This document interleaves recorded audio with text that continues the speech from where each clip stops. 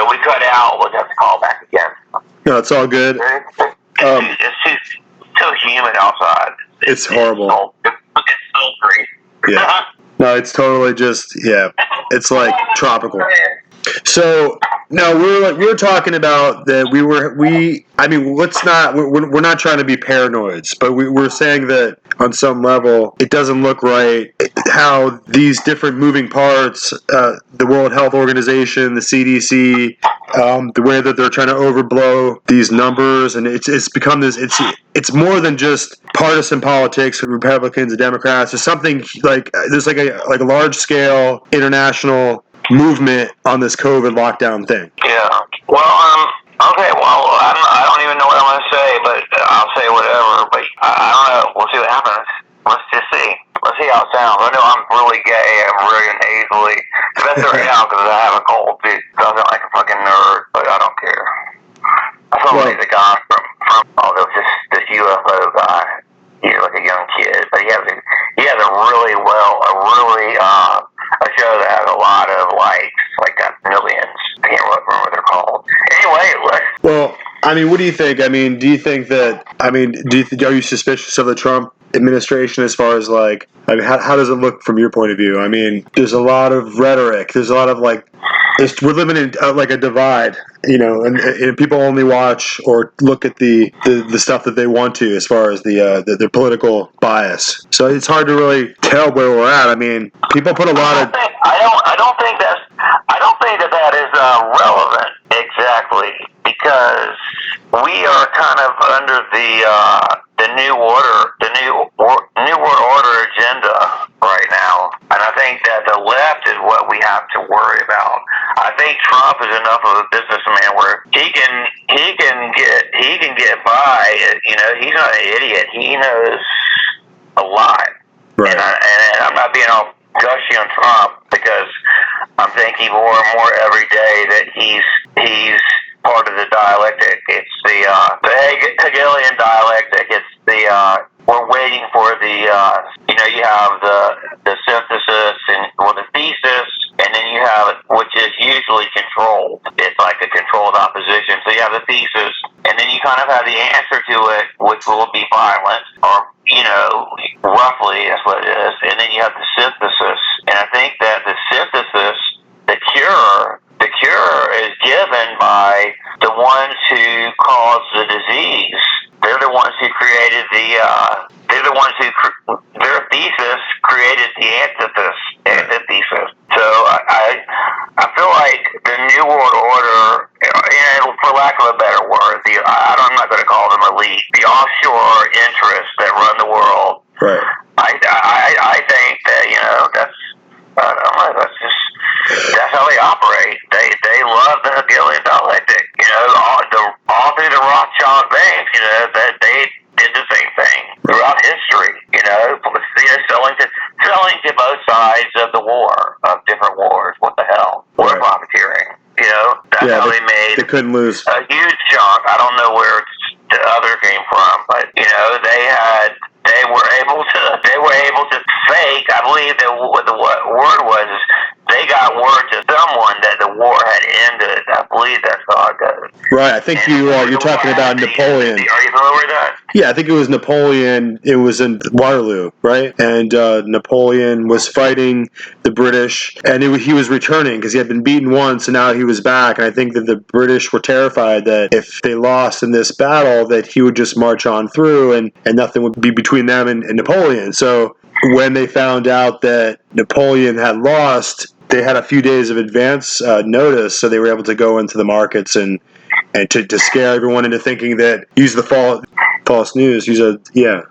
That's how it went. I would like to know, and I'm changing the subject. I know I brought it to that, but I would like to know where. And I'm a Christian, obviously. I that, but I admit that I'm not trying to push my faith on someone. But I'm just wondering where all the Christian right went to.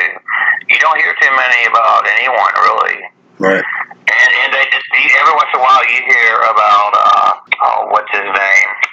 Well, it's really, there's a lot of American pride and flags and nationalism strong nationalist sentiment, but at the same time, there's these different forces that are operating in America that clash with nationalism. So it's like, I'm just trying to stay focused in. It leaves a vacuum, It really does. Yeah, maybe the Catholics might want to move in and take over that. Even though we have many Catholics saying it's always been an evangelical Billy Graham type. Right. We don't have that anymore. I know that for a long time we didn't have a Carl Sagan, but now we have Neil deGrasse Tyson. Right. And we got I can never pronounce his name, but I'm talking about. Anyway, I can't remember try it. Well, it's hard. It's hard for me to respect. We have no Christian heroes. Right.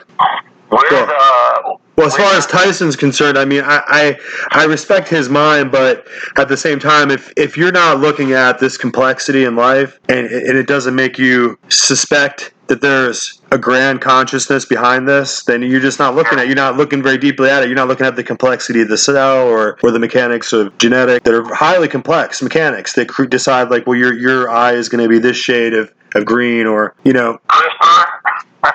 Well, I'm just saying that. So you know about CRISPR, right?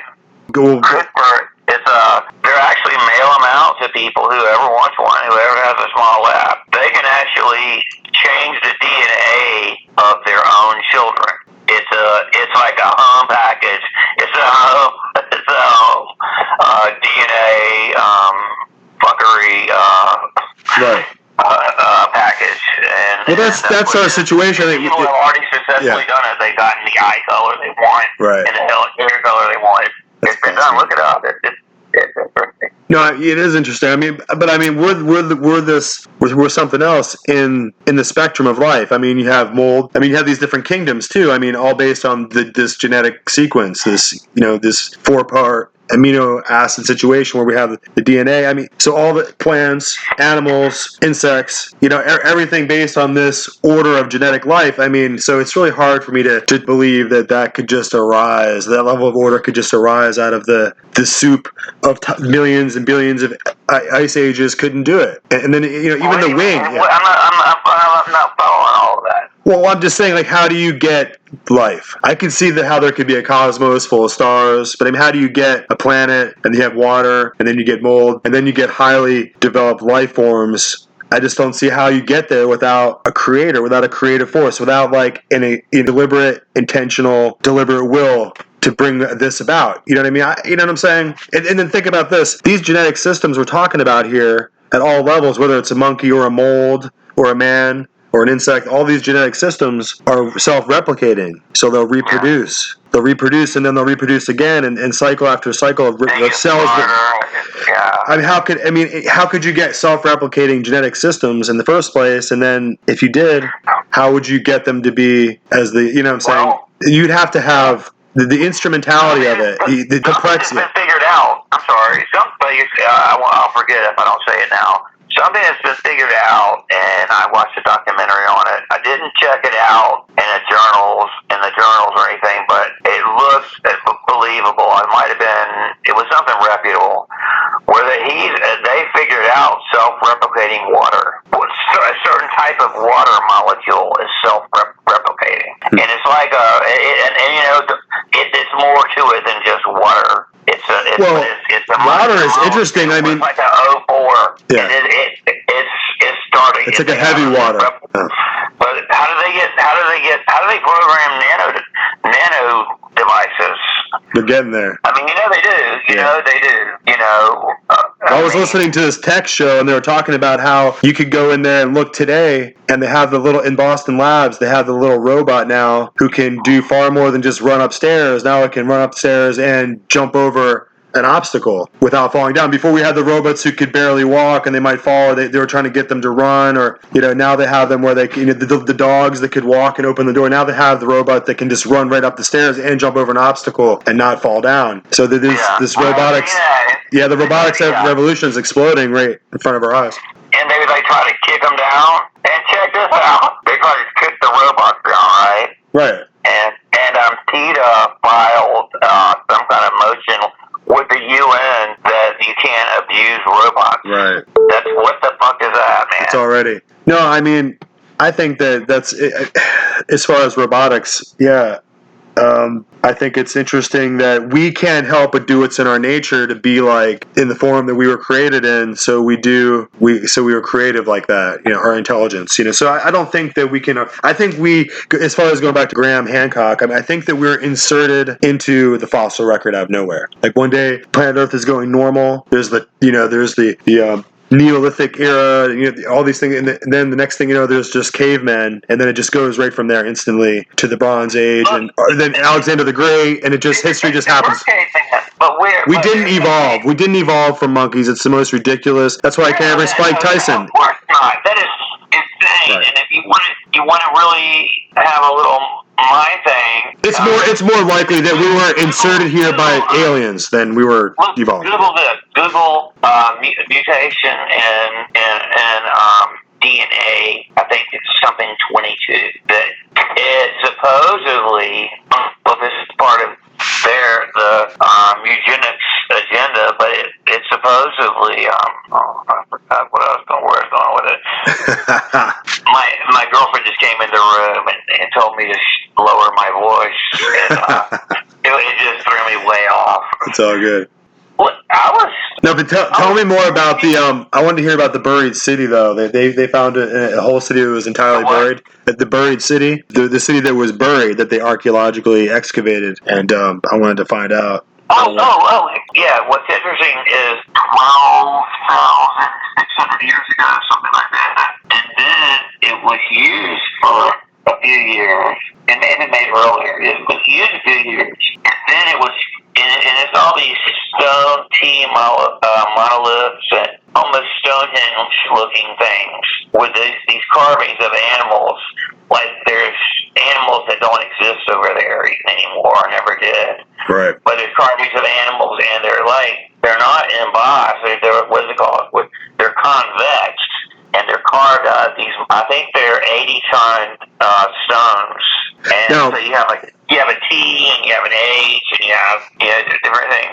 Well, after it was used 9,600 years maybe, right around there ago, it was deliberately buried, and that's how they got the carbon-14 dating. Is obviously you can't get it from the rocks, but you can get it in microbes and things like that they find in the bottom of the pit where they buried it.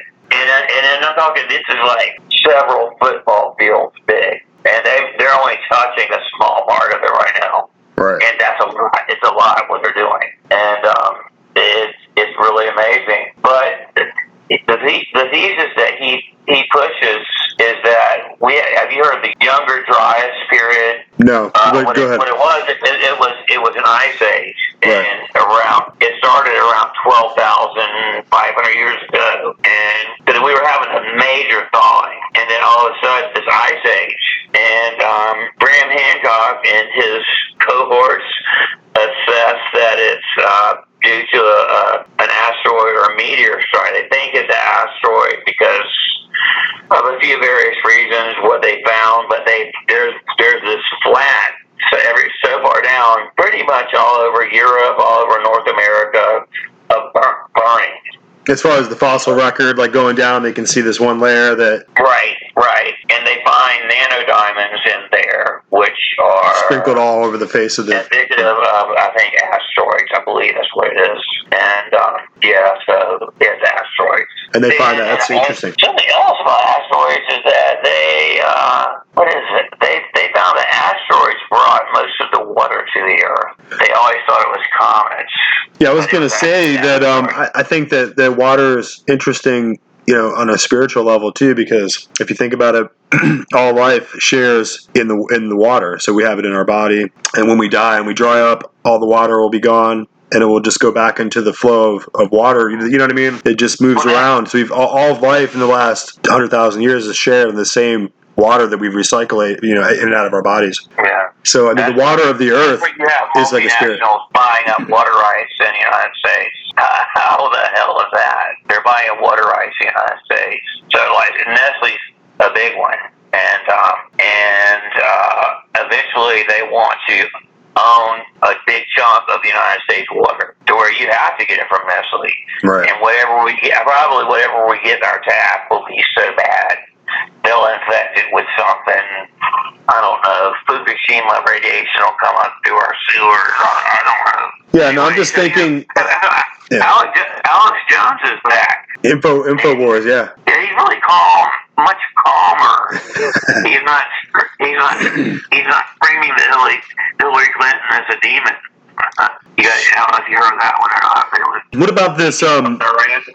I've been asked a lot recently about adrenochrome, and and then it dawned on me like how that whole thing works, like the whole theory of it. Like, I guess I just don't have it in me to think that people would do that, but oh my God, that's the thing. That is the thing. They are a breakaway civilization. They don't consider themselves human, and they think supposedly it reverses the aging process at some level. But I think most people get strung out on it, and it's such a disgusting thing, you know? Yeah. So I mean, it's children under 9 that they're killing. Right. And they're terrorizing them first. And then it gives a whole new context to this idea of child ritual sacrifice, because I mean it doesn't even really make sense why you would do ritual child sacrifice until you get to the detail about the adrenochrome, which apparently, from what I understand, is an ancient kind of situation where they're drinking the adrenochrome. With the South American tribes, the Incas, and so they're drinking the adrenalized blood. They said they were ripping the hearts out, and I heard other things too. I heard they were going for the head, something in the brain. Well, there was the adrenochrome, right? So the adrenalized blood of a certain gland in the brain, and they consume it, and then I guess it. I don't see why they can't synthesize it. That's that's what people want. It's just maybe it's just not as fun for them. I don't know. Yeah. But it's disgusting. Don't think of them as human. Well, it makes sense why, like, sometimes I'll see this video where the press is coming out to look at Hillary Clinton and talk to her in front of the cameras, and she does this crazy, like, head wobble where she almost, like, convulses and almost falls on the ground. And so some of the other bizarre things about these people, this breakaway humanoid elite thing that we got going on, I mean, yeah. But I was talking to Eric John Phelps the other day, and he was pointing out that he was really looking at Pence. He really thought that Pence is really the one who's the hardcore one that we need to watch out for. I get that vibe off of him completely. Right. Totally dedicated. I know. Right in the background. Yeah. So.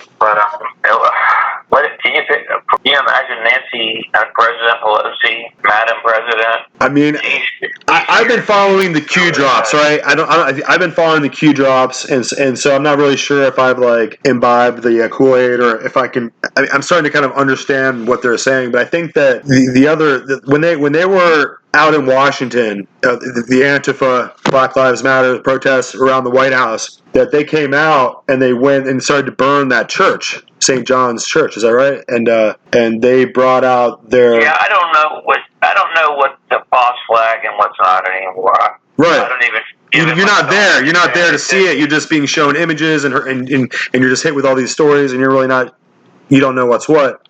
But he went there and held the Bible up at that church, and they said it was a photo op. But at that time, from what I understand, they went and surged all these federal troops and marshals and land management guys to come up with shields and riot control stuff, and they moved the crowd back 2 or 3 blocks back from the White House. Yeah. And from what I understand, at that time, the mayor of Washington kicked a bunch of the Army Reserve guys out. Like 2,000 of them lost their hotel room, had to move, and she talked about that the White House was the people's house, and they should move the barricades out of the way. I think at that time they were trying to incite the people to overrun the White House. So it would have been a removal. It would have been like if they would have got inside there and burned the White House, it would have been Nancy Pelosi ready to step in there. So I think they're still thinking about that. Yeah, I think they're. Here's my analogy. My analogy goes back to I voted for Obama the first time, and it wasn't. Well, it was less than a few months after he was actually inaugurated and everything. That I don't know if you remember, but at lunch I used to listen to NPR radio, and I listen to it in the mornings as well. And the Democrats, I think they had the House and the Senate, but they pushed that so hard, and they put so much bacon in it, just so much fat in it that it was ridiculous. It's, I can't read it. I can't read lawyers speak, but I can read people I can watch people like Richard Dolan. He's a historian, and I can see him explaining things better. But so, I mean, with Obama, how'd that go? I mean, he went and he knocked out McCain, and then after that, he faced off with Romney, right? And if I remember correctly, I mean, here's what I thought, do I want? No, I'm not going to say that. Go ahead. You might as well just say it. My choice was, do I want? I did not want, and I'm sorry because I love Mormons. Every one of the Mormons I've ever met, I really cared about. I thought they were great people. I've had Mormons come over to my house and try to convert me, and we have lunch. We had a nice. Let's be fair. I mean, yeah. I don't think I could. I think that if someone believes that, they are probably going to believe anything. I mean, Joseph Smith. What does he do? He goes in the woods. No, I don't know. It may have showed up. The angel Moroni shows up. Right. And he gives them these plates that are written in there. Well, he tells them where to dig them up. Yeah. He's given these seer stones where he can actually read them. And the Book of Mormon starts out with these people, these references of people who have seen the plates and supposedly they're hidden somewhere. And then you get into and I've researched into the temple rites. They're the same as Freemasons. Yeah, but it's just Freemasonry. They have the you have to be totally. Yeah, you have to be marvelously deluded. Body garment under their clothes. Yeah, priest garments. Yeah. That seems like classic brainwashing kind of stuff. Look, I mean, you have to be marvelously deluded to not realize that it's Freemasonry. I think Brigham Young, all of them were Freemasons, and they just took it to where they just wanted to. Yeah, I think when you become unmoored from, I think they just fashion. Freemasons built the Mormon Tabernacle Church. People are so given to cultism as far as like joining cults. It's unreal. Like people can really be like. You know what I mean? If you look at the history of the Jonestown, I don't want to get you going, but I mean, people are really people are able to believe whatever they choose to believe, on some level. And, but the thing with the Mormonism, the huge criticism and the reason why Mitt Romney's dad, George Romney, probably lost when he ran for president was that they were hugely racist. And even if you go back to their early books, they talked about how black people were burned by the sun because of their disobedience to God and will be forever marked by their black skin with disobedience. Yeah, so if you go back into it, it's hugely racist. Of course, it's really not racist at the time. We're talking about the 1820s. It was just the normal, probably, mode of their thinking at the time. But it just, as science and civilization moved on, it just kind of left them kind of like, in the Stone Ages there with their thinking. I think their original founder was marrying some 13-year-old girls. It reminds me of Islam, not to go in a wholly different direction, but and if you want to go talk about Walter White, I'm pretty sure that he says it was a Jesuit invention. Actually, when it came down to it. Well, there was a Jesuit dismissed. Yeah.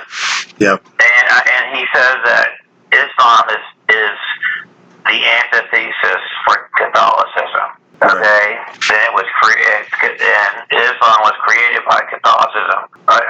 Muhammad's first wife Khadijah was raised in a convent, and she was his benefactor. Right. Well, from what I understand, but Muhammad was entirely illiterate, so he had a lot of help from the whoever wrote this stuff. There was monks. There was Dominican monks. Is that what it was? Yeah, there were. Why did you get monks before you got the Quran? Well, I think that at that time, the whole region is Zoroastrian. Right. the whole region is going to be Zoroastrian. So they're going to have kind of the sun worship, Zoroastrian thing. You get a bulky warrior. That's part of the ritual. Well, I think that was like a Bedouin thing. Yeah. It's like an Arab thing. I like I'm still a Christian, but I like the idea of it. There's some religions that are just too bizarre for me to say I like. The Jains, for instance. What is that about? Yeah, I like the Sikhs. I love the Sikhs. I have some Sikh friends, and I've seen some wild stuff.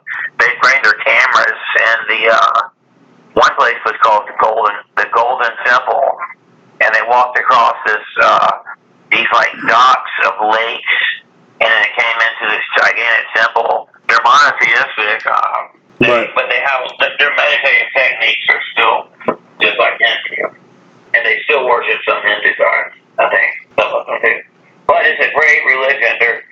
They're vegetarians. They're good people.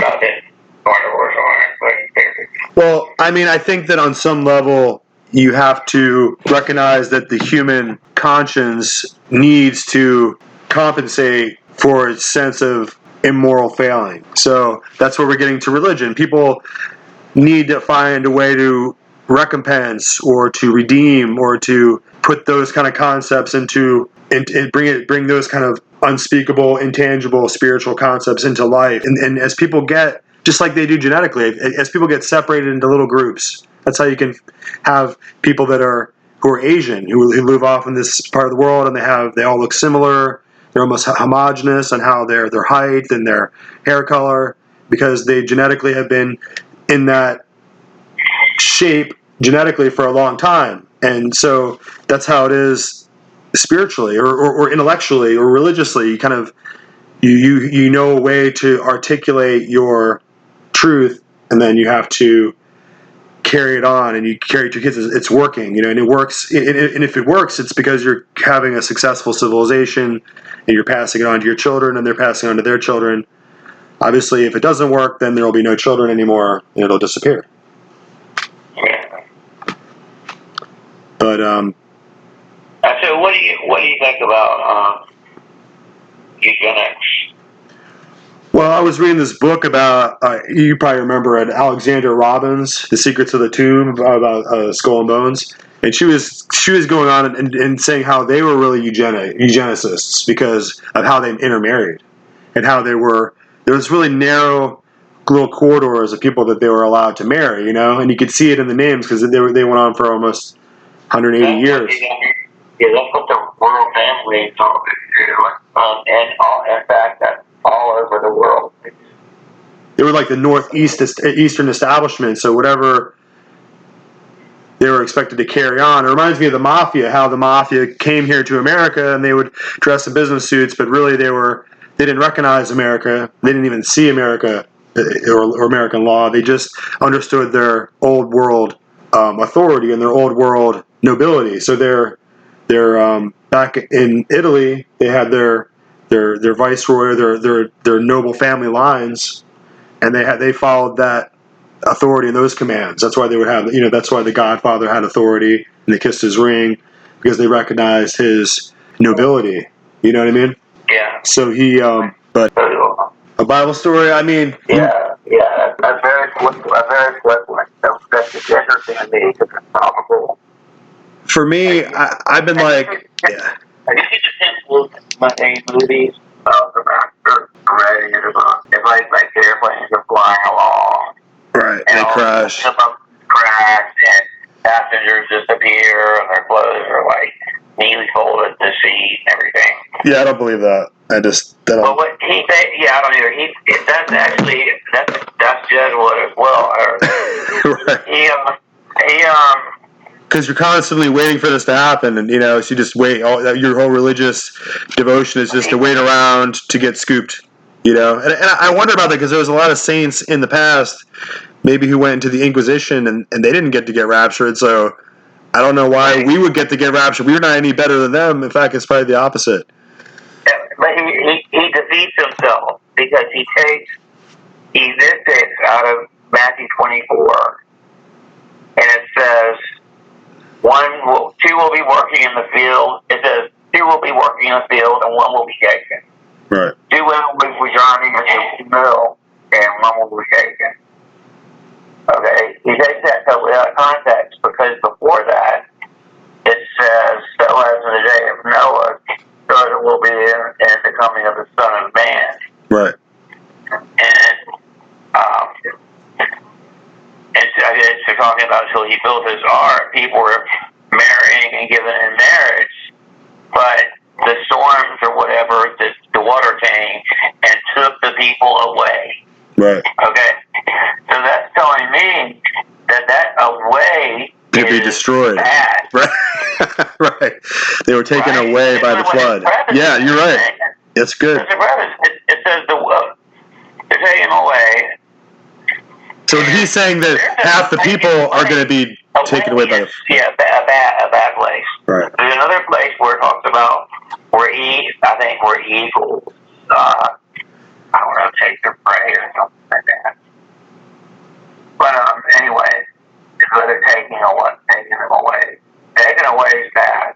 Right. It's not good. It's not the rapture. The one that will remain, because what happens is on the returning of Christ, the dead in Christ go up first. Okay, but before that happens, the people who are saved, or whatever you want to call it, everybody drops dead who is damned. Okay, the people who are saved wait, and then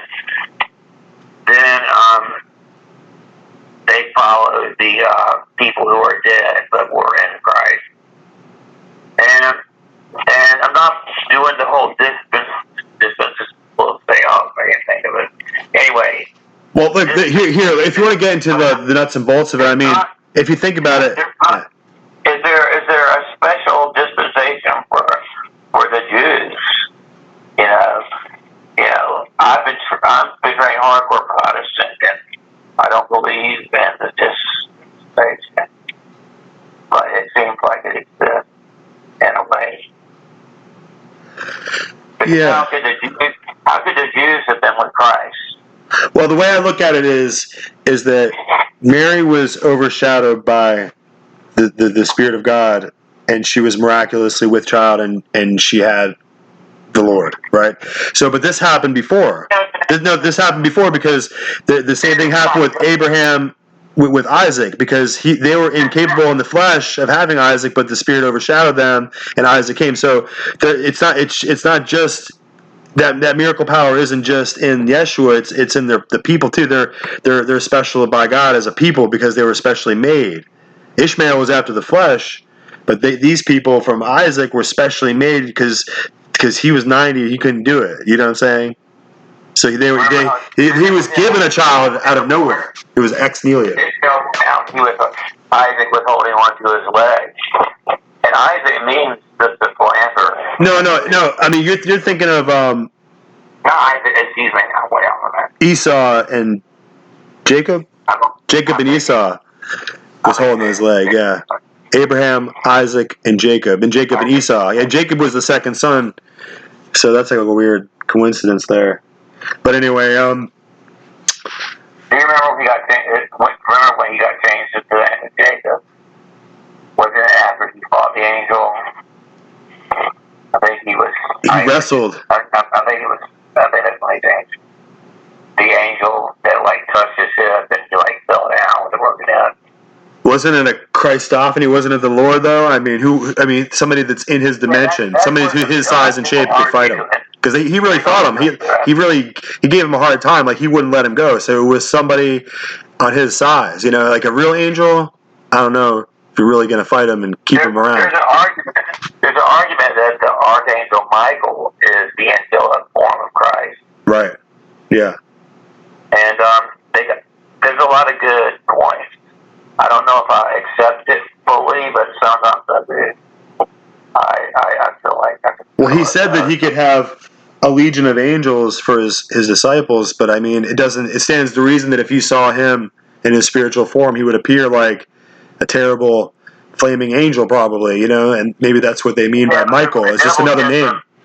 He says, "Did you not think I could?" When the devil wants him to jump off the cliff, he says, "What did he say? What's the first word he says? You remember?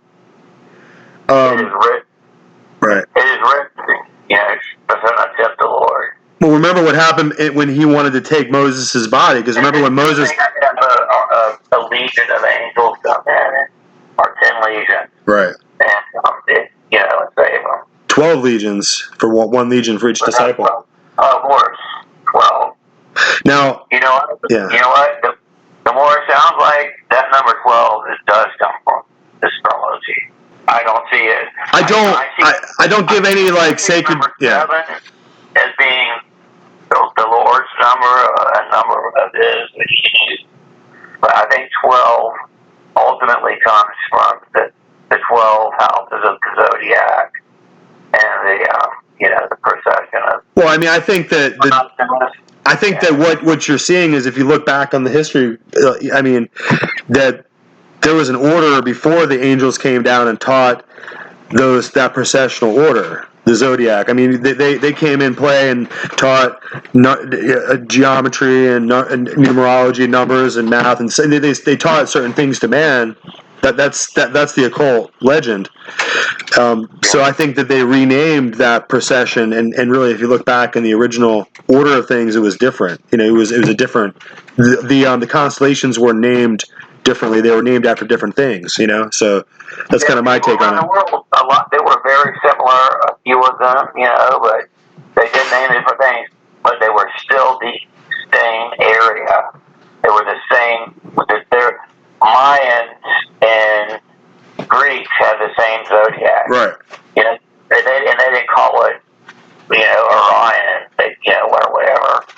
But they still had the principle. You know how long they go back? They date back hundreds of thousands, at least, years.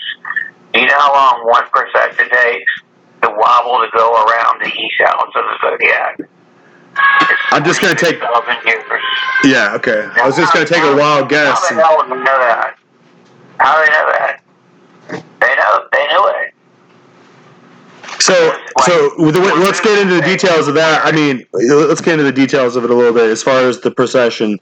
So after that cycle of years, every morning when the people wake up, what's happening when they look at the horizon and see the constellation that you see coming up, and as the Earth is moving, will change, right? So it's going to slowly shift from one constellation that comes up and centers into the sky to another one over, what did you say, 72,000 years? No, 26,000. 26, right. So 26,000 years, and it's almost like a clock. It's almost like a clock, and you can see the next constellation come into view and appear in the sky. Is that right? That's the wobble of the Earth. Remember, and you imagine a transversal going through the Earth, through the poles, those poles, right? Okay, where that pole is pointing, on I believe the summer solstice at dawn is where we're at, just before dawn.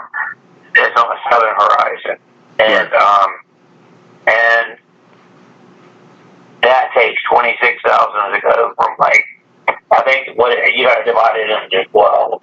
Well, as far as understanding the occult science of it, if we move from the age of Aquarius into the age of Pisces, let's say, or I'm sorry, we're going to move from the age of Pisces into the age of Aquarius.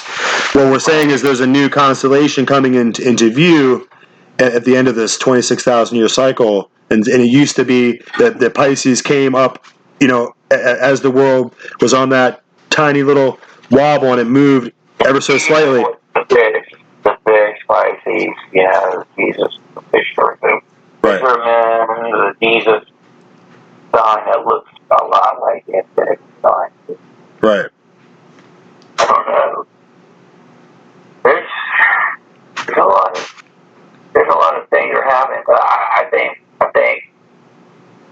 my favorite verse, book of the Bible is Matthew 24. I think we're definitely at that stage. I think we're definitely in the throes of a coup. Yeah. It's going to be that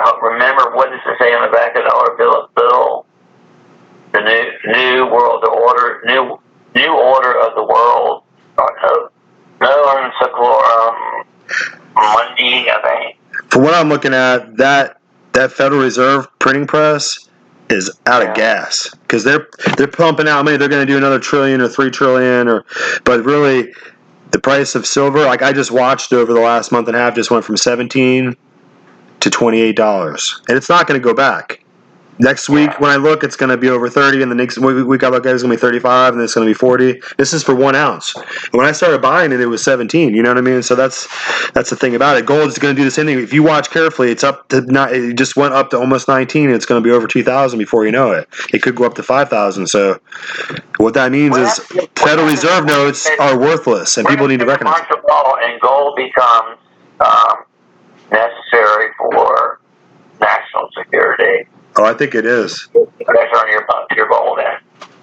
Yeah, I mean, I think COVID-19 is a state of emergency. So the president has plenary powers in a state of emergency. There's going to be a fake alien invasion. I'm sorry. I don't believe in the aliens. I don't know. I don't know about Rodwell on it. But I don't know. Could it be Nephilim? Could it be Nephilim? The Tic Tac UFO. I mean, to put it in a biblical sense, because it says in the scriptures there, it says that, what is it, Apollyon rises out of the bottomless pit. I mean, maybe he shows up with a fleet of ships. Maybe he used to be an angel, and now he's back with his weird angel spaceship. The CERN is built on the temple of Apollyon. Over it. So what's up with that? CERN is built over the temple of Apollyon. Right. Apollo. And then there's the whole key to the bottomless pit. Right. You know, I don't necessarily believe it, but when you watch it, when it's the documentary, you get real excited about it. Well, it's quite terrifying because I think that the way I look at it is the bottomless pit, from my point of view, is this Ouroboros. It's the fact that we're in the center of our galaxy. There's a huge, monstrous black hole where all the different, over the course of a very long time, maybe, what they say, 16 billion? Fair enough. So over the course of time, all the stars, they just dissipate their neutron, their super gravitational, the super gravitational weight of the neutron material collects. It collects up as antimatter, and it becomes we wouldn't be able to see it. Like, it makes sense why the stars would start falling out of the sky, and why all the people, the inhabitants of the Earth, would be terrified when they realized that they thought that they had a long time, and the starlight that they're looking at is, but if it starts to disappear. There's this idea that the universe is like a foam bubble and a bubble bath. And maybe these black holes lead to other bubbles, other universes. But it's a big bubble bath, and the foam is all. Each bubble is a universe. It would make sense why that black hole is sucking light energy so hard if there's this huge, like, multiverse vacuum. But at the same time, we're not surviving that. No one's traveling through there. Sorry, Matthew McConaughey. Nobody's going to pass through that energy and survive. It's just not going to happen. I think it's going to eat the world. I think it's going to eat. It's really the end of the world, and why every mythology. We go back to Campbell. Every mythology has the sense that we have to be saved, and ultimately that the world is going to end, and the end is near. I think really what it is that we're going to face. Don't we say a flat world? It's our flat world. Right. Oh yeah. We have to be a flat Earth now. The flat Earth thing. What's up with that? What's up with the flat Earth thing? I'm not too sure. It's a disc suspended by these lasers or something. Right. That are on an asteroid that rotates above the bottom. I don't know, some crazy crap. Well, they had If you watch Vice, they had the Flat Earth Society out at this lake. It was a huge lake, and it was so large that it was over 7 miles, so that they could pass a boat out with a large sail and literally like sail it over the horizon where the sail would dip down. and be gone, even though they could see the other side of the lake and they could see trees and mountains over there, but at the same time, you couldn't see the beach and you couldn't see the ship because it had dipped over the very slight curvature of the earth. So they were, they did this whole experiment. It was pretty hilarious. But I understand that seafaring travel, using the old stars and the instruments, and that's really what, if you get a bunch of serfs who have been overrun by neo-communists and have had their government collapsed in on themselves, and a couple generations later it's a flat earth, you can't sail, you want to sail off the side. Didn't they almost kill Galileo? This is getting really murky now. The history is like a battlefield. Like, well, they put him on house arrest, and I think sometime he recanted his book. Okay. Well, he had picked up Copernicus. He put him on house arrest after that, but they didn't kill him. Right. That would have been rude. He got out a little bit after a while. I think a lot of guys got burnt to death for just going along with his idea, but he was too politically insulated, and then he did play their game. But yeah, they had to arrest him. But what did he do? He basically figured out Copernicus's model, and then how these bodies were spinning around, and then as soon as he said the Earth wasn't flat, they tried to kill him. So really, the Vatican was the great flat earther for 1,000 years. Am I missing something? Yeah. Okay, I'm just saying. I'm not picking on him. Well, we need to call tonight. Let's talk tomorrow. All right. I'll talk to you later.